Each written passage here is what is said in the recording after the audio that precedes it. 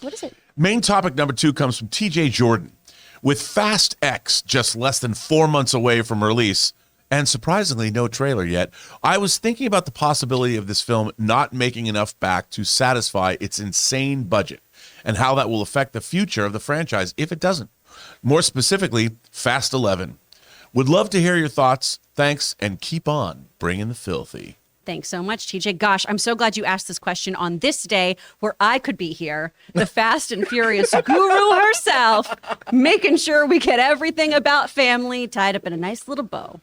I've only seen Hobbs and Shaw. I've still only seen Hobbs and Shaw. We really need to do that watch through of me just watching all of these. Oh, yeah. Completely blind with no knowledge aside from I know that Han needs justice of some sort. Which he did not get in Fast 9. They retconned his backstory. It was what they did to Han. I'm just happy he's back, but come on. I'm very excited to be mad or not about that situation. Rob, how do you feel about this, though? I know some wacky things happened in the last one. There was something about space that you can fill me in on. They went to space in a Fiero, in a Pontiac Fiero. Did that stretch the bounds of your imagination? Yes, the credulity was stretched. There was no verisimilitude in that. And they had like spacesuits that were duct taped together. And anybody who's a For All Mankind fan knows what happens duct tape doesn't when work you out wear so well. duct tape in outer space. It does not work for any length of time. And that was the first, like, I love this franchise. And I really do. I genuinely love it because it knew what it was until Fast 9. Mm-hmm. It went too far. And that's so silly to say. But speaking of, I did get into an argument with a Star Trek actor once. What? Dr. Phlox about this franchise. Oh. And I'll tell you, Tell us. he was having none of it. And I was literally explaining, and by the way, this was at the Soho House. So I was at the Soho House having this conversation. Yes, and I was defending the Fast and the Furious franchise and how it was a worthy franchise. But this was, to be fair, 10 years ago. Actually, it was in 2014. Uh-huh. And we were working on the Enterprise Blu-rays. And I was eloquent about and passionate about my defense of this franchise. But it lost me. 8 was, but 9 lost me completely. It is, look, the Citizen Kane of this franchise is Fast 5. Fast 3, or as I just call it, The Drift, is the most underrated of the franchise because when they're in Tokyo. Yeah, okay. Going to Tokyo with Japanese But I have a girls. question. I'm looking at these colors behind them. Do they become the Power Rangers at the end? Yeah, all their cars form into one Megazord. Oh, cool.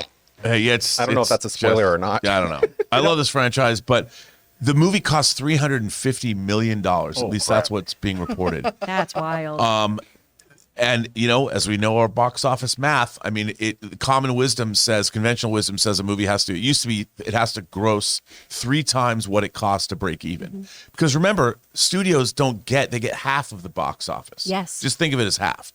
So if you spend $350 million on a movie, and that there's marketing costs, which is very expensive. There's also studio overhead. Mm-hmm. The studio, they have to pay themselves for actually producing the movie. Well, and these movies, too, just have a pantheon of who's now, and right? They have so many people. A lot of baby oil goes into this one. Yeah, a lot of glistening folks. Vin needs to look so shiny. I tried to watch Fast 9 here the other day for the first time while doing segments. I put it up on that TV, and someone asked what I was watching. And then I told you guys them, literally and watch then the worst things on that TV. Yeah, if I'm not watching Velma, I'm watching White Chicks or Fast 9. or That 90s Show or something we do need terrible. to be clear that none of us pick those shows. Yeah, That's right.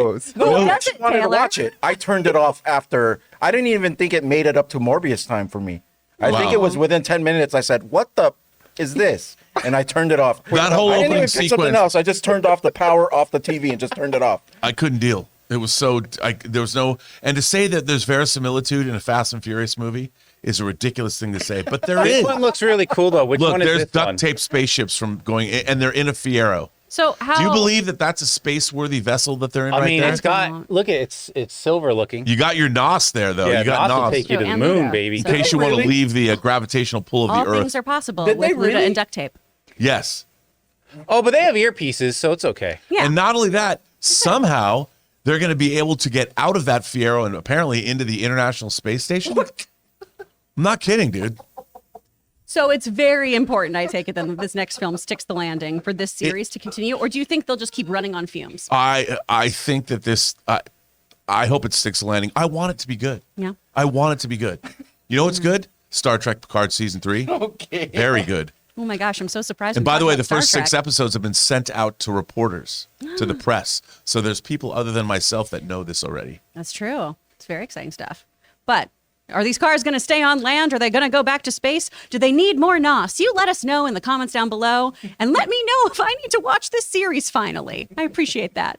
We want to thank a sponsor of this video, MasterClass. MasterClass offers classes on a wide variety of topics, all taught by world-class instructors at the very top of their fields. Each class is broken out into individual video lessons, usually around 10 minutes long. And MasterClass is completely accessible on your phone, the web, smart TV, and available via audio mode to listen to classes on the go. They have over 2,500 video lessons from over 180 of today's most brilliant minds. They're all available anytime, anywhere on iOS, Android, desktop, Apple TV, Amazon Fire TV, and Roku. Now, obviously around here on the John Campea Show, we love our movies, so why not learn filmmaking from Jodie Foster, or maybe directing from Ron Howard himself, or the great Neil Gaiman doing his masterclass on the art of storytelling. And you guys have heard me talk about my favorite masterclass, Business Strategy and Leadership by Big Papa Iger himself, Bob Iger, the new and returning CEO of Disney. Guys, I highly recommend that you check it out. This holiday, give the perfect gift of an annual Masterclass membership and get one free. Go to masterclass.com/Campea today. That's masterclass.com/Campea. Terms apply.